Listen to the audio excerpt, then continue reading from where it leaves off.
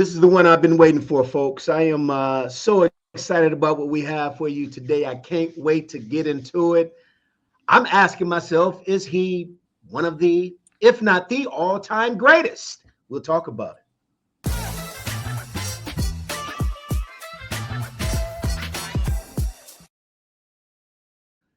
Wow, there he is. Welcome to the Big Al and CJ podcast with our special guest, my main man, Kordell Stewart, a.k.a. Slash, a.k.a. I was going to say Sigma, but I'm not Don't even. do it. Don't do it. Don't do it. Don't do it. Don't do it. You can't do that to me. I'm not going to let you. Hey, look, man, as you know, you've been doing this long enough with us. Your boy will be joining us at some point here in progress. That guy, man. And look, he has a story for you, Stu. He's going to tell you why. When doesn't he? Today. Yeah. When doesn't he? Jeez. How you doing, man? I'm sorry. I'm doing good, brother. You see me sitting here with all this blue on. We got a game tonight. South Forsyth. We got a game tonight against Denmark. We're trying to get our third win of the season. I'm over here as the volunteer offensive coordinator. Came to a team over the last 2 years. Slow down. It's almost late October. You talking about third win of the season? When y'all start? Yeah. We started a long time ago. Long time ago. Well, here's the thing, Chuck. Here's the thing, man. The team here where I came to, we in 2 years, the team only won 3 games in 2 years. That's 20 games. They've won 3 in 20 games over 2 years. So we got 2 so far. We still have 3 games left, including tonight. We could win out. We'll be 500. Next to that, obviously, we'll be 4-6. Otherwise, we'll be sitting there at 2-8. And we don't get it done starting tonight. But, it's been fun. That's why you see me with all this blue on, man. But I can't complain. We play tonight at 7:30, which would be 5:30 all time, but out in Colorado. But, yeah, got a game tonight, man. That's what I've been doing, coaching. Would you consider yourself on the hot seat? Not at all. Not even close. No. I think you went, huh? You sound like you went 2/3. It's not like who? Kevin Stefanski.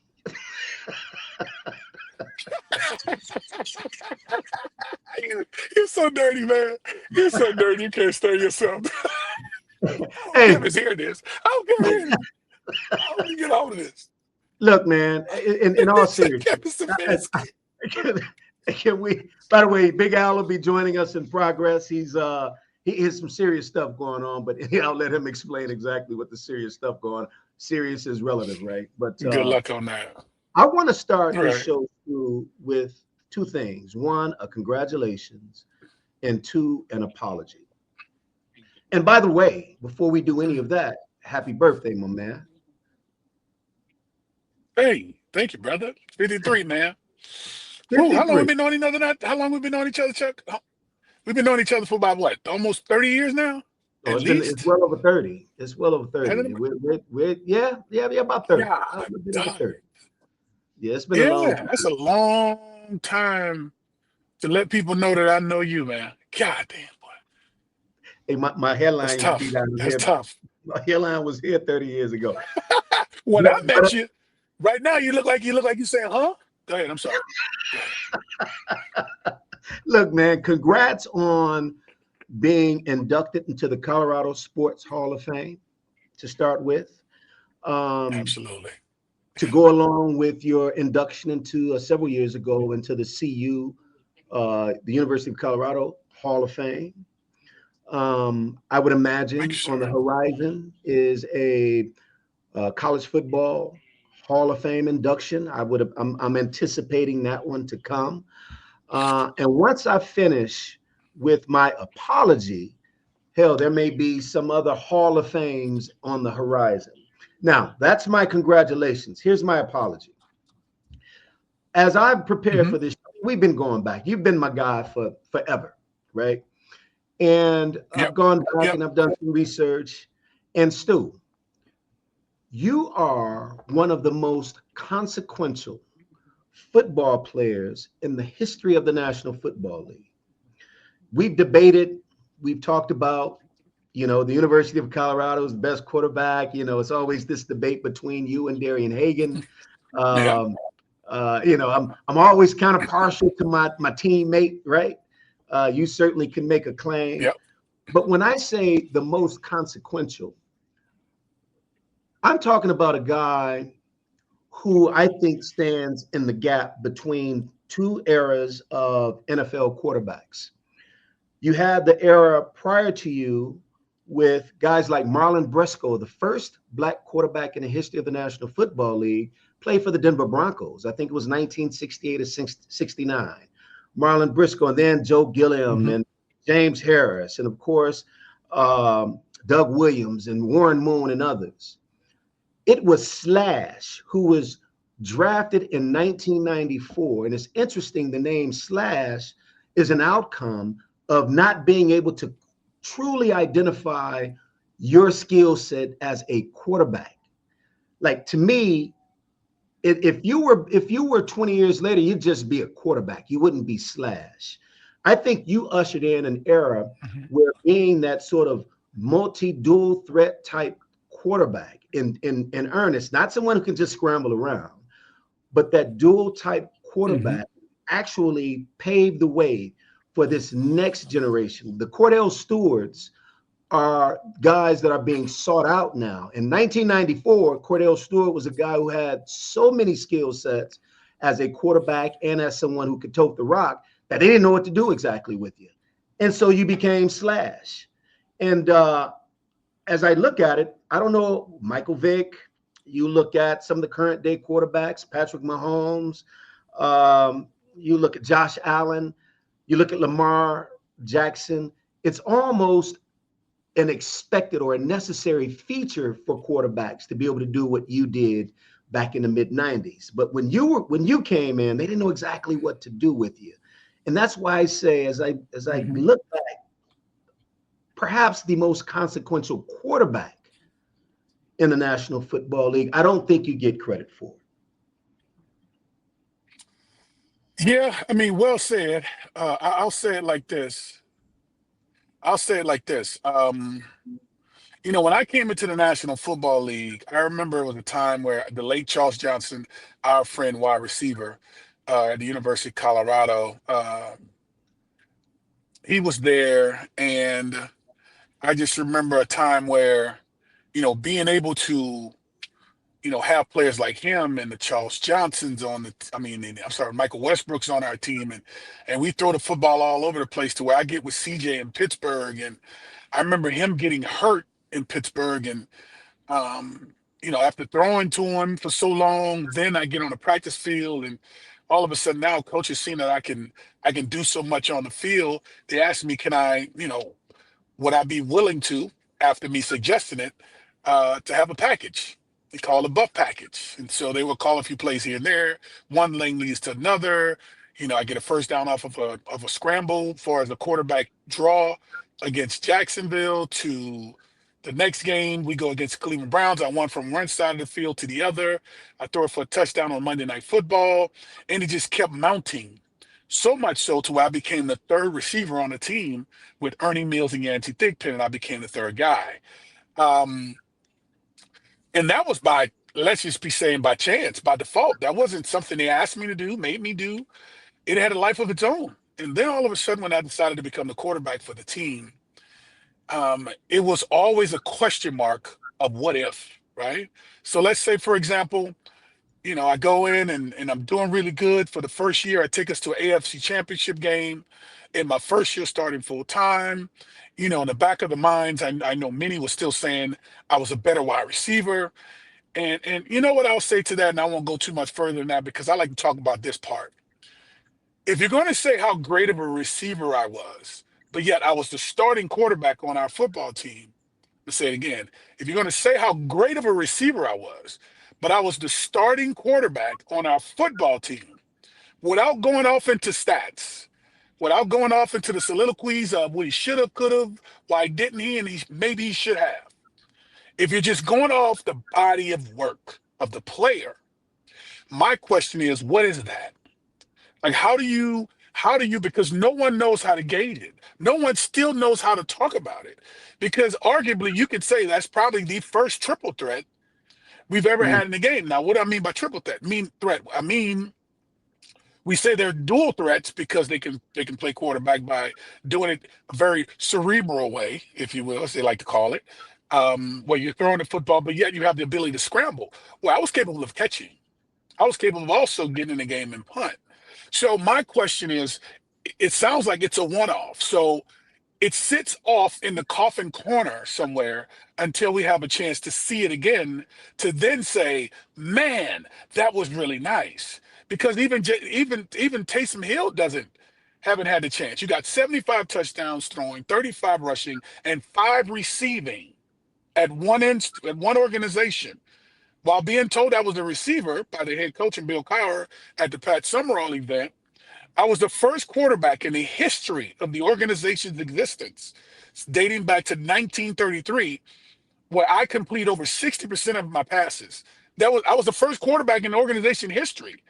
Also the first quarterback to ever throw for 20 or more and rush for 10 or more. It's never been done before. So when you say, the things that you mentioned, you echoed a moment ago, my thing is, you know, you can't find enough of that style. They may not have to catch it, but you're looking for the Melrose from Alabama, who's now in Seattle, to the Jalen Hurtses, to the Patrick Mahomes. You can throw them in, the Josh Allens, for the sake of conversation, to what's the quarterback in Arizona? They have out there, the young Mighty kid Mouse. from Oklahoma. I can't Yeah. think of.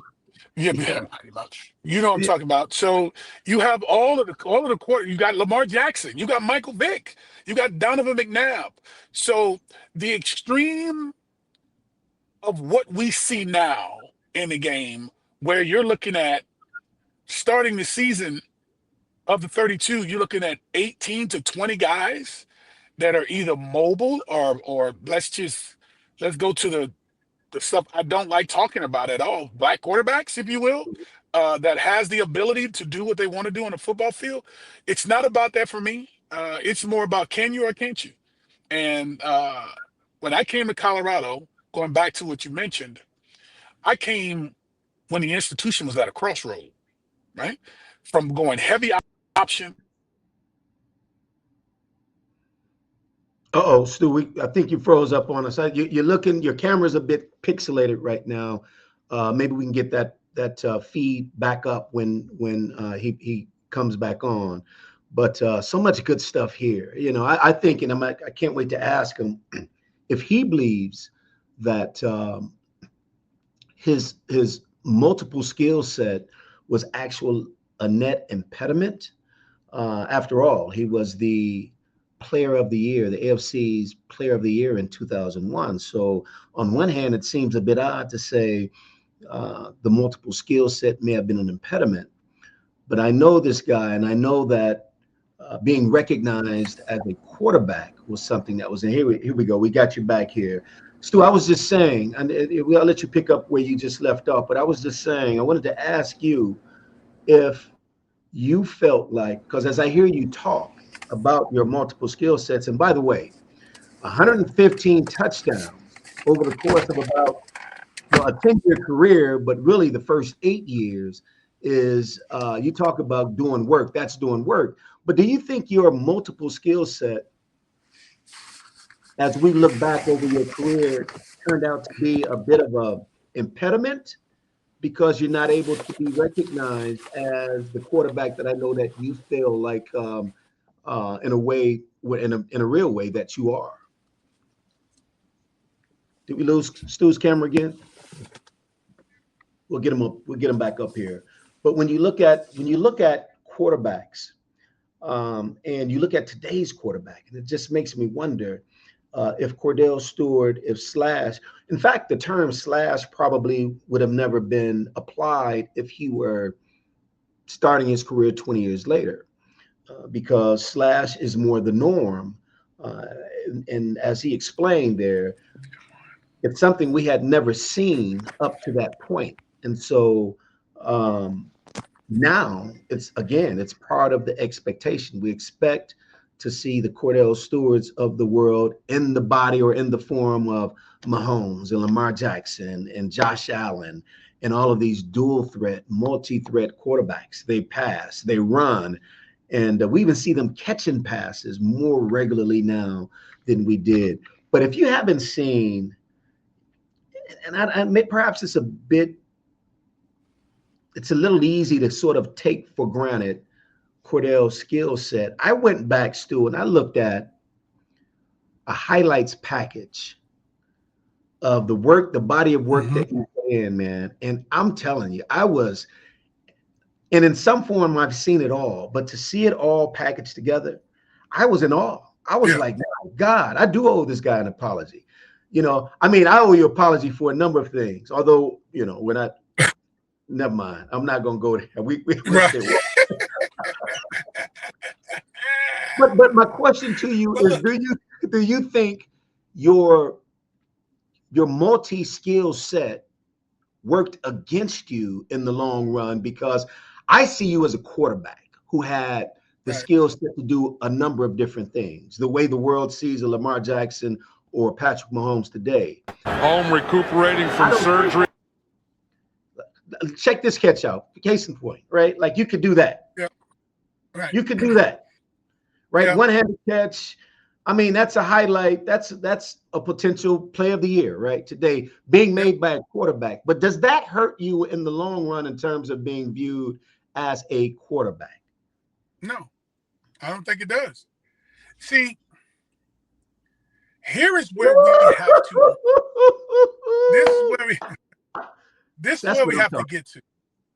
This is what we have to get to, Chuck, is we have to get past the conventional way of thinking when it comes down to what football really is. Because the way they thought it was back then has been cut off completely at this moment in time right now. Because I'm able to, whether it's catch one with one hand, I'm able to catch it with two hands with a guy coming as a safety position, blow me up in the middle of the field. What happened there at the end, man? Did you pull something? Oh, my thigh. I hurt my thigh the week before against the Houston Oilers, and I end up bruising it. It was bruised, so I end up stretching out a little bit more. And then I come back right here. I throw one to Courtney Hawkins with a double bump fade. He does a great job of eluding the tackles. I mean, so, while people want to dock how I play the quarterback position, here it is right here. I throw a go route to Yancey Thigpen on the money, on a dime, a spiral. He's not touched. I'm disappointed because I threw it too late right there, as you saw in the video. And then I come back the next time and I throw the same play on the outside, man coverage. He catches that one and take it to the house. So it depends. It depends who covers it, Chuck, man. Like, that's my pops and my brother right there. But it depends who's covering it, bro. And I'm not going to apologize because of what I've done. I'm not going to diminish nor talk down on what it was that took place. They're going to have to catch up with the times and call it what it is. Now, here's my question to you. When you see let's take away the stats, let's take away the perception, which becomes a reality for some. Let's take all that away. And let's look at the body of work that was being done. You got pressure coming, bearing down you, and you throw it to Charles Johnson, the late Charles Johnson, our receiver we had together at the University of Colorado. Yes, indeed. What do you call that type of a player, Chuck? Because you can't keep denouncing all of what we're watching on this video. What do you call that? Do you say he was a demise of himself, or he couldn't throw it good? Yes, I can. I mean, I'm showing you. Yes, I can. I mean, I'm looking, I'm showing you. That's exactly my point, right? You in 1994, 1998, you call that guy Slash. Today, you call him quarterback. You call him a quarterback. That's what quarterbacks, and by and large, although you were featured more because you actually played a lot of receiver. You ran the ball. But that's kind of my point. Has your shine as a quarterback been a bit diminished because of your ability to do all these things? What we don't have is someone that understands football to determine what you call that. Because see, remember, it was one time the athletic quarterback doesn't exist. We need to change him, right?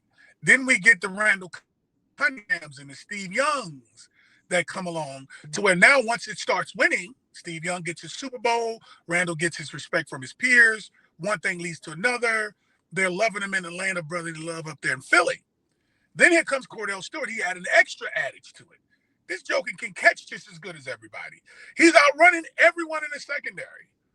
All of a sudden, it goes from he can't do it. Is he smart enough? Can he read a coverage? That's no dialogue. You don't hear any of that. There's no such thing as I wasn't smart enough. And you got to go back to 1992 at the University of Colorado.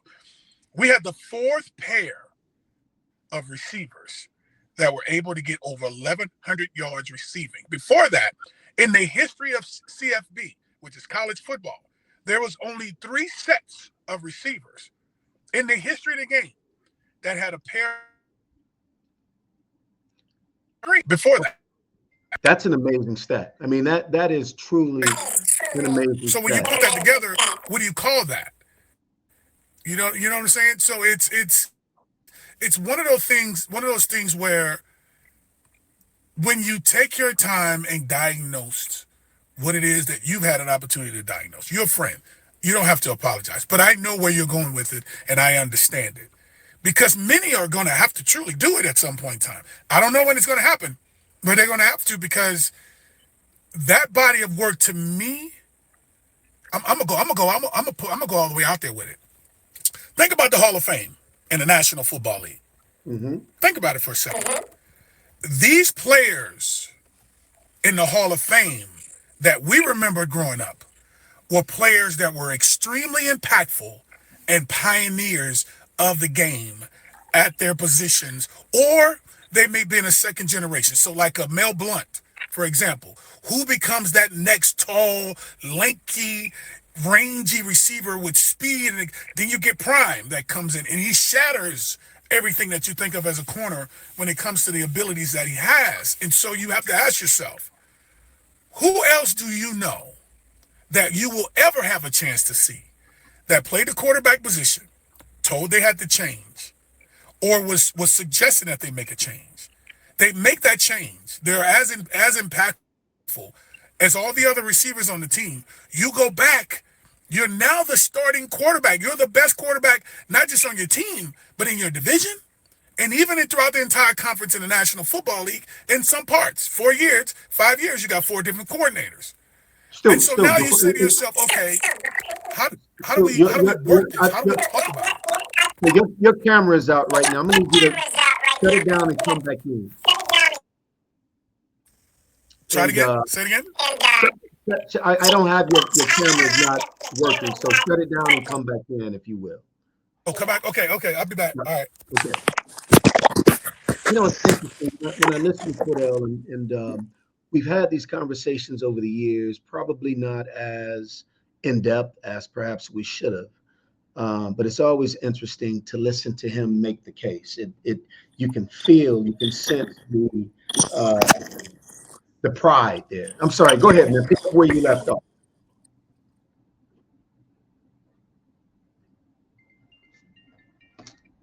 Uh-oh, I think we're stuck again. Woo! Don't let that face get stuck on me again, Dave, please. No, I'm just kidding.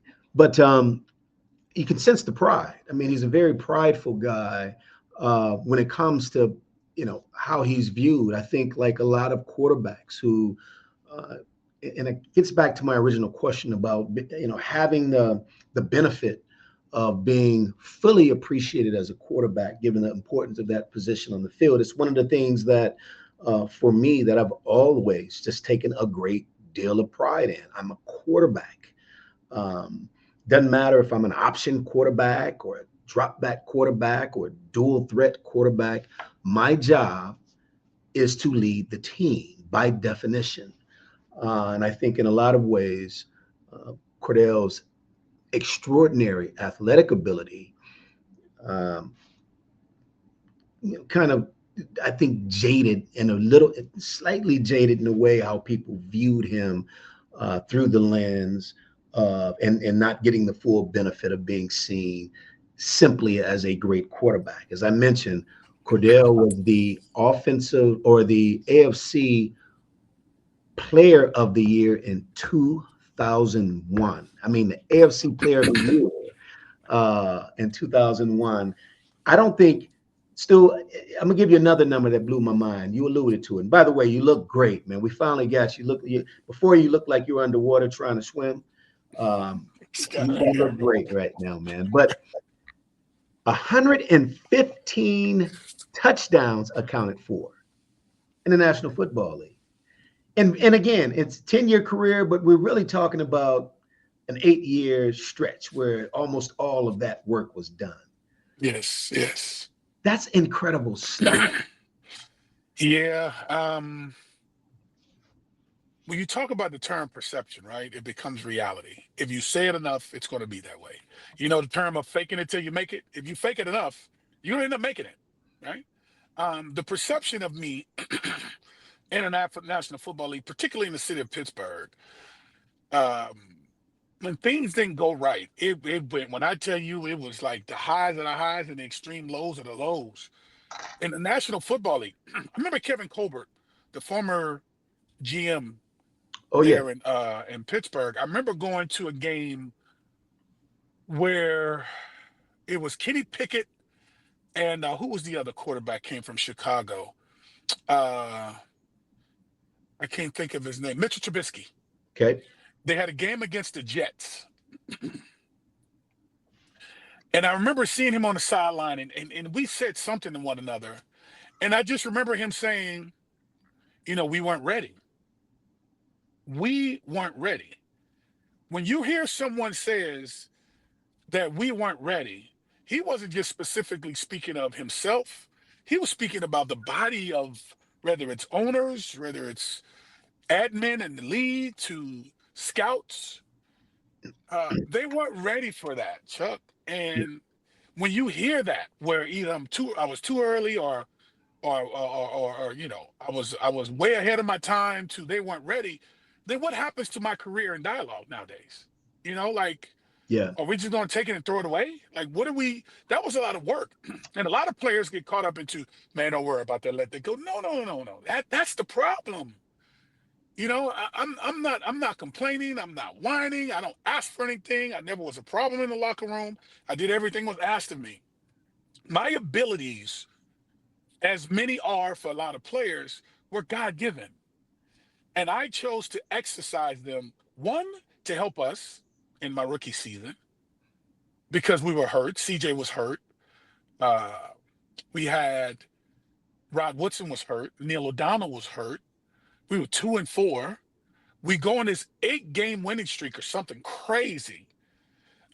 We end up losing a one against the Green Bay Packers there in Green Bay. Yancey Thigpen ran a post corner, hit him right in his hand, he dropped it. That became the life of Brett Favre winning his first winning his first divisional championship. That being said, it's like the notion of what it wasn't happened for so long in Pittsburgh for a good, from 98, I had Ray Sherman. Kevin Gilbride, he wanted me to be a pocket passer in his system, rightfully so, because that was his baby, the run and shoot style offense. We didn't have the personnel to run it. But I still was the most successful in his system in Pittsburgh between Mike Tomczak and Ken Graham, because those are the two people that the one he went to in Mike Tomczak in the 99 season and went to the bench. I think I had 6 or 7 wins that season. Like Tomczak comes in, he goes 1-4, 1-3, something like that. Ken Graham comes in, he goes 0-3 the first 3 games in 2000. And then I come in and we go 9-7. We needed Minnesota to beat Indianapolis for us to go to the playoff that season. So then Kevin Gilbride gets fired. Mike Mularkey comes in. Then I have the best year of my career. I end up having What Tommy year was Clements that? as my What year was that? 2001. 2001. That's the AFC Player of the Year. Championship. Yeah, Yeah. yeah, yeah. That's the MVP of the team, the offensive player of the year in the AFC, third on the MVP ballot throughout the National Football League, everything under the sun. It gets to the point, the Steelers wanted to restructure. I wanted to renegotiate. I asked for a number For you know it, Tommy Maddox gets a new deal. We lose our first 3 games. He starts the rest of the season. He gets knocked out against against Tennessee Titans. I come back in and play. Steelers let me go after that. Yeah. And that was it. Let me ask you this, because you are, and you can hear it. I'm sure those who are tuning in can hear it by virtue of how passionate you are when you describe your career. Very conscientious guy, a bunch of highs. I mean, you have been, as we've discussed, and rightfully so, one of the more celebrated and recognized football players in a generation. But of course, there are no highs without some lows, right? I mean, you've had to, as you're describing right now, you've had to overcome some of the perceptions of what you are. Talk about what you are as a football player. Talk about some of those battles. Take us behind the curtain a little bit, because we too often, I think, as athletes, we describe the Hall of Fames without giving some context to the battles, the internal battles you had with yourself as you were navigating, much of which you, by the way, I should note, articulated in your book. You're also an author, an author, a Hall of Famer. I mean, you just checking all the damn boxes, right? I ain't gonna say nothing about, I'm not gonna say nothing about what I'm looking at, but what I know you to be is That's fucking guy, man. I'm sorry, boy. You so lucky we got people listening to us, boy. I tell you. Just some of the stuff, like, knowing that a coach may have doubted your skill set, right? Knowing that the perception of Kordell as a quarterback, as opposed to being just an athlete. How did you overcome that? You know what, Chuck, man, I got to be real with you, bro. I appreciate you asking that question, because that's a question I think we don't have asked enough. And then when you answer it, people got to be prepared for it. But it's like going to a gas station, man. When I see Coach Cowher putting somebody else in, when I'm told, do it this way, or, when I'm always being directed to, I don't see other quarterbacks having to go through that. Yeah. I see them, if there's issues with that quarterback, they'll go get a left tackle. They'll spend the money on the left tackle. If I see the running game ain't working, it's the O-line fault, they'll change out a guard, they'll get a new back. If the receiver's trying to catch the ball and the ball's not getting to him quick enough and they love that quarterback, they'll go get 2 more receivers. But with me, because I can do so much, they'll put you at receiver. Or put me at receiver. How about that? It becomes a conversation of, I'll give you a prime example. And I love using this one because it stands out more than all. I have a great wide receiver going up to catch the ball at the highest point. Back shoulder throw, because the DB is playing high and over the top of him, right? He's in phase with him. He's on his hip. Yep. I throw it at the back shoulder high to where he reached up to catch it. Great catch. DB's playing defense too. He punches through the hands of the receiver. Ball comes out. Mike Tomczak throw it. Tommy Maddox throw it. King Graham throws it. Ball gets knocked out. Great play. Come down with the catch. I go and make that throw. Receiver catches at the highest point. Beautiful spiral. Beautiful. Tippy toes in the end zone, in on the sideline. DB comes through. Bow. Knocks it out. Kordell, throw it upfield a little bit more. Yeah. Yeah. So it's like, I'm hearing this. And if you're not strong mentally, you'll buy into that mediocrity of dialogue. Because when you're playing, when it comes to greatness at a certain level, you don't settle for that type of engagement of dialogue, because you're not, sometimes people unconsciously aren't aware what they're saying. They're just saying it. Like I'm hearing sometimes that style of football when we played against the Atlanta Falcons, when Atlanta came into Pittsburgh and Michael Vick was the quarterback. And I'm hearing, because of the plays that we're running, that's backyard football. But we end up tying the game. Right. Because of Michael Vick. And he's arguably one of the most decorated mobile quarterbacks, particularly here in Atlanta, and loved by many. TIs of the world, the Ushers, the Futures. That hip hop pop culture. That culture Absolutely. that accepts that style, but it was a great one. and you can't take it from him. Mine was one that was told you have to go a 3-step drop. You go 5-step drop. You do a 7-step drop. You do a counter boot, set up behind a far tackle, throw it back across the field. 1-step drop on the 1-yard line, throwing a fade route, outside shoulder, back shoulder throw, making the checks, check with me, doing everything under the sun that's asked. But it's never good enough. Yeah. So when it's not good enough, I say, the hell with it. I'm going to do what God allows me to do to the best of my ability. Control the controllables, and whatever happens going to happen. It's amazing that the evolution of the game has gotten us to this conversation. Yeah, that's a great way to put it. It's how the game has evolved, right? You can't find enough of it. You can't find enough of that style anymore. Now they're not going to be subjected to have to catch it, but here's the part: when they catch it, they're probably never going to go back to quarterback.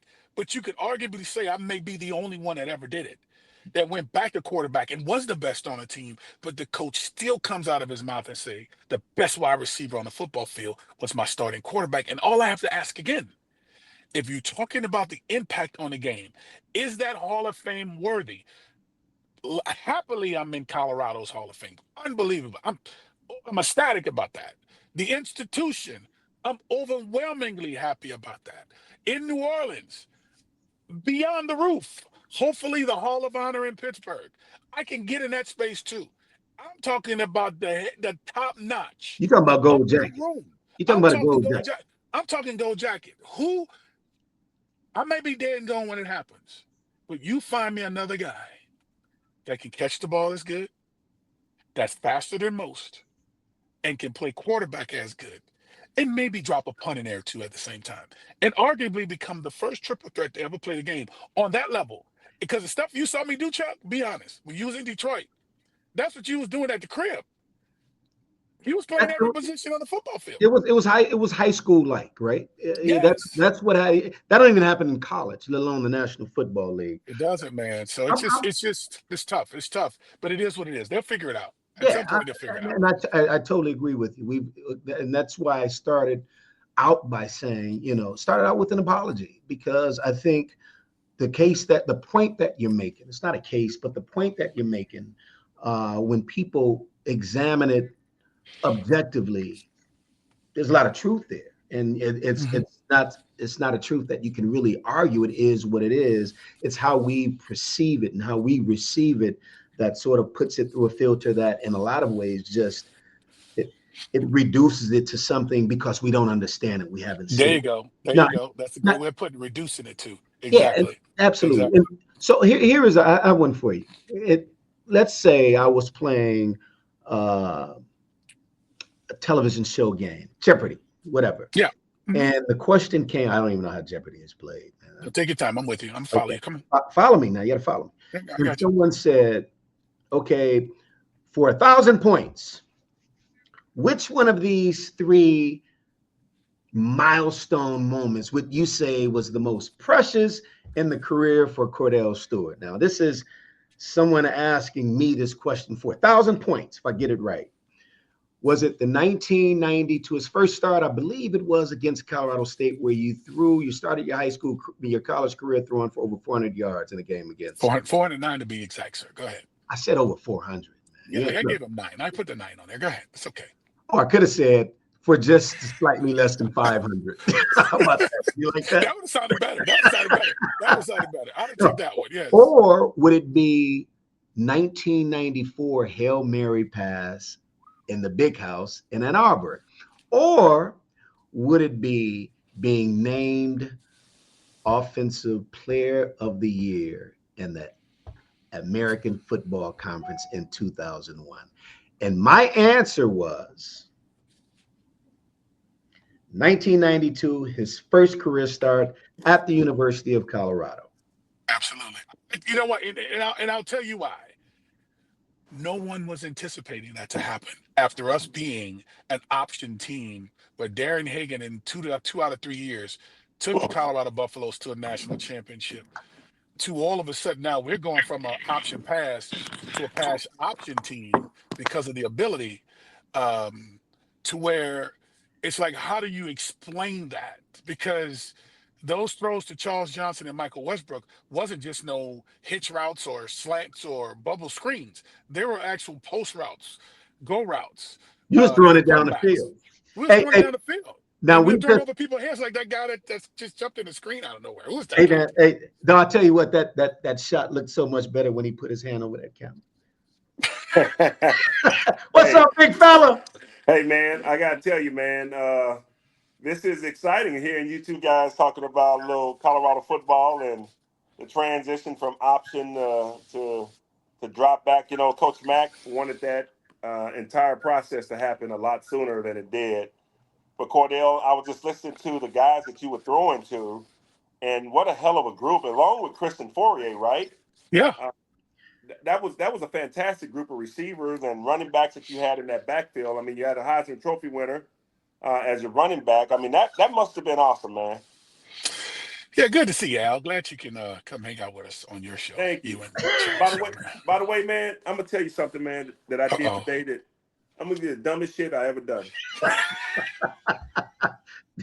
That's a high bar. Now that's a high. Man, I gotta hear this. Listen, man, you know, I don't move as well as I used to. We can see that. Go ahead. And okay, I was going to do one little simple damn task, and that was to try to move a mattress. And that didn't go well. That didn't go well. What happened? I can't believe I used to move hundreds and thousands of pounds of weights in a day. And the older you get, the more broke down you get, the less you're able to move around and do things. But my buddy and a friend got the stuff into a truck. You know, it was a couple couches and a bed. Got it into the truck, riding down the damn street, and the whole goddamn back opens up. Now I'm following, and I'm thinking to myself, what the fuck is this? I'm like, is this about to roll back onto me on this car following him? So the whole back goes up. So sorry about being late. We had to pull over. We had to readjust some stuff. And but I'm here now. You know, everybody all right? Huh? Everybody's all right? Yeah, man. But you know, it was scary to say the least. We were on the road that was doing 35, but so nothing actually came out the car, but it was an event. We like it never seems to amaze me, Al. You tell the greatest stories of all time. Hey man, some of the most phenomenal things happen to the big. Listen, man, I have an encyclopedia full of the life and times of the big fella. Starting back in the day with the chest. Well, I gotta tell you. Hey, Stu, I want to ask you something. I know you guys have been talking for a little while, but come on. Why Atlanta, man? I mean, you're from New Orleans. You know, your dad, your mom in New Orleans. You know, why Atlanta? Well, so when I was in Pittsburgh, the lady I was dating at the time was my son's mom. She comes down and she gets a job to where I think she had to take a class in order to get the job that she wanted. And so she ended up going to Georgia State. I ended up getting a place down here during the summer with her. And I would come back up and she would come back up. And then before you know it, my son was born. And then I ended up never leaving. So since my son was born in 2003, he ended up developing friends, ended up getting custody of him full time at 8 years of age. The worst thing I could have done was to uproot him and take him somewhere else. And so I said, I'm going to be a parent, compromise, sacrifice for his betterment of his growth and his comfort and his safety and his emotions, right? Keep him amongst his friends that he knew and, allow myself to stay busy, whether it's playing golf when y'all came here a few times, Al and CJ and Wiley, to, hanging out with the guys that are here, to, it's a great place to travel out of for sure, to be honest. A lot of straight flights, from a business standpoint, whether it's doing appearances, coming to Colorado, going back to Pittsburgh when I was there, to just the lifestyle, the culture. Big Al. Atlanta's good, bro. Can I give you can I translate all that for you? I'm gonna translate all that for you, Al. This freaking guy. Atlanta is the Blecker. The Blecker. You know what the Blecker is? Do you know what the Blecker is? It's the Black Mecca. And all that culture down there in Atlanta. We just lost another Colorado great to Atlanta. My man Daniel Graham. They're just Yeah, he's slowly down here. circulating down to the ATL. Yeah, he and his wife, kids. Yeah, he came down. A is good, man. The A is nice. You know when you come down here, Chuck, and you call, and I'll come meet up with you. You know, we end up going to a Hawks game together, right? When you That's right. came in town the one That's right. time. So it's That's right. always a great time down here, and it's multicultural. Hey, It's man, not just by the one way, group. whatever It's happened to everybody. that? Whatever happened with that young lady? You know what, Doc? That was Doc. We stay in touch periodically. We stay in touch. You know, You she's hard doing her on him, thing. I'm too. doing. You hard on him, man. I mean, Yeah, well, I mean, hey, it is what it is. You do hey, what you want to big do. Al, Stu hard on him, man. Man, every time I go down, never mind. I'm not gonna tell his business. Like, I ain't gonna put his whole business out there like that. But Hey, man, we have a good time when we come down here. You know how it goes. I that's mean, hey, it's the hey. place to be. Before Al got married, he understand. Yeah. Yeah, Atlanta's a great place, Al. You know it. I'm gonna back out. Hey, man, now here you go. Your audio. Something's going on with your audio. It's kind of Yeah. garbled. It's So gargle like you in the water. I There do you want go. to ask if you noticed. I don't know if you noticed in that highlight package that we played a little bit earlier. Yeah. Uh-huh. In one of those plays, Al was the right defensive end. Oh, can we bring that back? Can we When find you that? Can we? scrambled around the John right. Stallworth. Hold on, here it is right here. If we could run this one back, we got to run that one back. Yeah, Al, is that you right here at the 91 chasing? That's Al right there, 91 chasing. Yeah, that's And, Al. let me see at what point. It didn't take him long to quit on this one. He was like, the hell with that. I can't catch that. Now, this was in Pittsburgh. Was this just the regular season game? What was the? No, that was the AFC Championship game. Oh, Yeah, that's the one they end up winning. We beat them during the regular season, and they got to win. They got us when it mattered most, and that started their run of their dynasty, quote unquote. But for John Elway, especially because he's gone to multiple conference championships, never had a chance to get there, and he get TD Terrell Davis with a running game, and you know he ends up having success, you know, from that point, you know, because he was able to do a lot of great stuff without TD, but when he got TD, man, and that defense they had with Atwater and Al and all those dudes, man, it was you know special. Shea was at the tight end, like it was a great game, man. It was a great game. Al, do you remember that game? Yeah, you know, I Let's remember see. that play. Hey, Al, He's still we're having some audio problems with it, man, and he's still underwater, buddy. yep, it sounds like you're underwater there. But I wanted to pull that highlight up. When I saw that was part of the package that I saw before the show, and I'm thinking, man, I didn't know the outcome of the game. I didn't know the Right. circumstance, but Yeah, no. That was it, man. But to your question you asked earlier, man, it's amazing when looking at those highlights, all of the work that was done to the point where you can't subject it to just one thing. You cannot. It's unfair to the body of work. You can be mad because we lost conference championships. I get that. You can be frustrated because of interceptions. Shit. How many Peyton Manning gone through and lost? that's right. Okay. How many John Elway has been a part of and end up losing? How many Jim Kelly end up going to and losing? I mean, 4, maybe 5. He's never won one. So I get all of that. Get past that prejudice of how you perceive the work that was put in and talk about the body of work. We never mention Jim Kelly in any other context other than a great quarterback. We never do. Not one time. And he's gone to all of this. He went to all the Super Bowls he went to and lost them all. But the body of work of Kordell Stewart in the city of Pittsburgh, when you see that body of work, my question is, what is that? What is it? It's just what is it? It's not a thing of, well, it's stats and passing. Well, my passing stats were better than Terry Bradshaw, and he had 4 Super Bowls. Let's go past that. Let's just talk about the body of work that was put in that probably will never be displayed ever again, because there won't be a quarterback that has to catch the football again. 75, 35, and 5 with one organization. And the 75 was throwing, the 35 was rushing, and the 5 was receiving. And I was the best quarterback on the team. And the head coach said the best receiver on the football field was my starting quarterback. That's a lot of good conversation if you want to look at it, the glass half full. If you want to look at it half empty, you'll say, oh, he was okay as a quarterback. Really? I was the best one on the team. So you say that to say, or what I'm hearing you say, you may not even be saying it at all. Chances are, I'm good at putting words in your mouth that I'm hearing you say. Yeah, you're good at it. Go ahead. But Let me hear it. what I am, the way I'm going to interpret that is, now this fall, a few years ago, as I mentioned, it was the CU Hall of Fame. It was the CU Hall of Fame.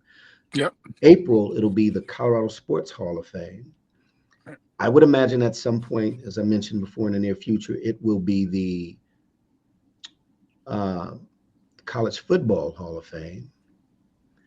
And at some point shortly thereafter, or perhaps before, the Pittsburgh Steelers Ring of Fame, which is probably one of the most coveted in all of professional sports, given all the greats, all of the Hall of Famers that came through there.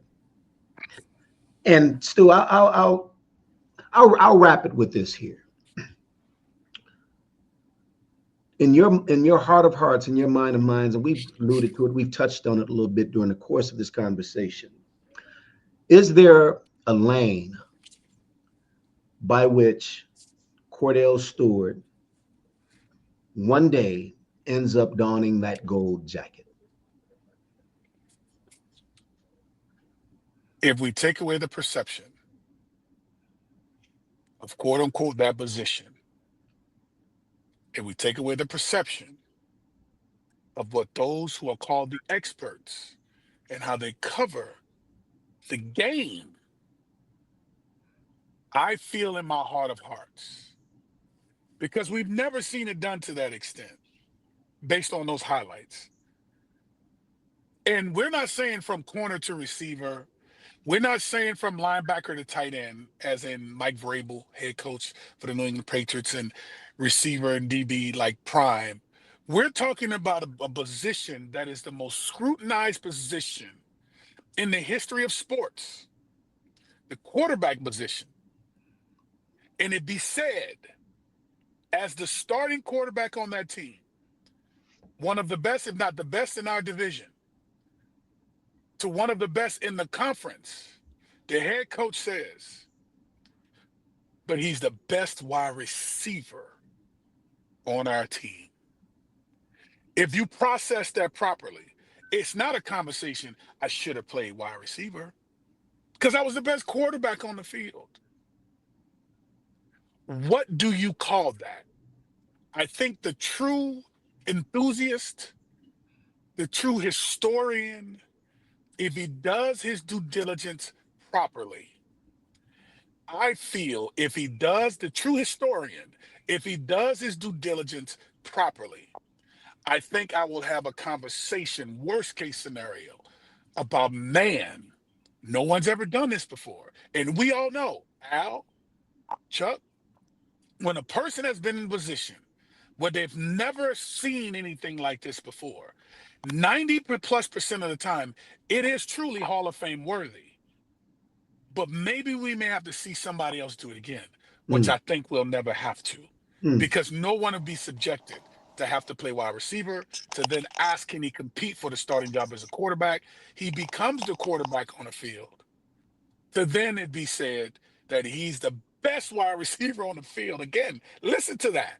The best wide receiver on the football field. For the second time. The best wide receiver on the football field was his starting quarterback. Yeah. That's if that was Josh Allen, Aaron Rodgers, just be transparent. Would we be dissecting it to this extreme? Would we have to go this hard? And I think the perception in that city at one time, it was so bad. And it moved the needle so negatively, if you will, to the point where it's just like, who was going to give in and who was going to give out? Who was going to be the first one to throw in the white towel? I wasn't. I wasn't throwing away doubt. My Yeah. talent wasn't gonna let me. My heart and my desire and my willpower and my belief in the man upstairs that gave me this. It was so much bigger for me than me. To where I had to get me out of the way and allow the powers that be to talk about it, to make decisions about it, and cause us to have this conversation after looking at 17 clips on social media via Twitter that was put out by the National Football League. That, of course, I ended up reviewing and accepting and went on my social media. And, of course, it got a lot of noise. It made me feel good, Chuck. You know what I mean? Come on, man. Let's be transparent. We're men. We're taught to be tough. We're taught to not show emotions. We're taught to stand on business, don't complain. This is none of those. There was a lot of work put into that. There was a lot of trying times and adversity Yeah. that was in play for me to not stand up for myself in the body of work that was put in. Who else will? I can't wait on them. Yeah. So No. am I a Hall of Famer? Absolutely, I think I can be. My Well, body of work, I think, is just as good as many, personally. big fella, do we have you back? I think we have this bad connection here, but I mean, Yeah, you have a bad connection. Yeah, we're not able to. It's the same. It's the same thing, Al. Yeah. And I sure wanted to talk to you, brother, but you sound like you got gargles, like you're gargling. I tell you what we're going to do. We're going to have you back. I know you have. Look, before we close it out, I do want to say to you, I appreciate you accepting my apology for, in my own little way, perhaps playing a role in oversimplifying the amazing career that you have, because it's so easy to take the amazing things, particularly because I know you so well, for granted. When you take a step back and look at it, it is truly phenomenal. So, hey man, Thank you, bro. Well done. You are a Hall of Famer in my mind. I don't give a damn what the NFL or anyone else says. But here's my last bit of advice to you, man. You got a game. You're coaching a high school football game tonight, right? Take your time. Take your time. Take my time. You know. Yeah. I know something coming. I hear it. It's coming. Listen, man. Time. I've been in that position before where, listen, you go to battle with the army you got, with the team you got, with the players you got. Absolutely. You coach them to the best of your ability. Here's my advice, man. Just encourage the kids to do well in school and to graduate, man, because likely it's not what you're saying, is what you're not saying. What you're not going to do is talk about my kids, man. My kids are busting their butts. They're giving the best that they can. Tonight we got 3 games left. This is 1 of 3. We got to just get this one. I'm trying to get to 500 as quick as we can, because right. Oh my God! Hey, listen. With that lie you just told about you getting your team to 500, your internet didn't went out. So here's what we're going to do. We're going to wrap this show. Congratulations, man. We got to do it again. In fact, when you get to town, we'll have you in studio and we'll just have a good time talking about all of it. So much good stuff. Hey, to my dear friend, Kordell Stewart, appreciate you coming on the show. It's the Big Al and CJ podcast. We'll do it again next week. See you with a bye this week. We got the Giants coming in to play the Denver Broncos. We'll be talking about it all on the next episode of the Big Al and CJ podcast. Have a great weekend, everybody.